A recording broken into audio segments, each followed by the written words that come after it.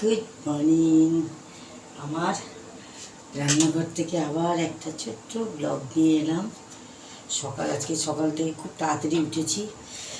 উঠে ডাল ভাত আলু পটলের তরকারি ছানার তরকারি হয়ে গেছে। এখন হবে বেগুন ভাজা আর আলু কপি ভাজা। এবার বেগুন ভাজা নুন হলুদ করে নেবো। আলু কপিটা আমি একটু কালো জিরে আর কাঁচা লঙ্কা দিয়ে ভাজি। জানি না আবার সবাইকে কীরকম করে ভাজে, তবে এই যে আলু কপিতে আর বেগুনে একটু হলুদ দিয়ে রাখলাম। গ্যাসটা জ্বালিয়ে দিয়েছি। বেগুনটা ভেজে সেই তেলেই আমি আবার এইটা ভাজবো। আর আপনারা সবাই কেমন আছেন? আমি খুব খুব ভালো আছি।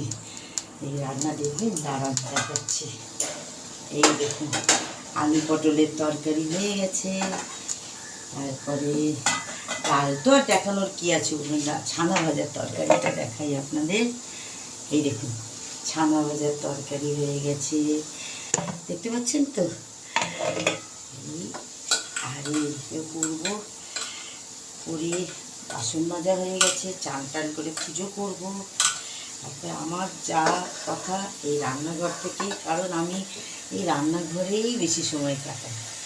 আমার যেহেতু হোম ডেলিভারি আছে, আমি ওই জন্য রান্নাঘরেই বেশি সময়টা আমার যায়। আপনারা সবাই কে কী আজকে রান্না করছেন? বিকেলে ছোলার ডাল করব।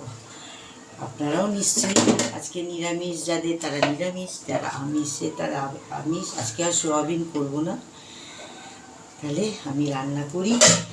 আপনাদের যদি আমার ভিডিওটা ভালো লাগে, আমার কথা যদি ভালো লাগে, তাহলে অবশ্যই একটা লাইক কমেন্টস করে দেবেন।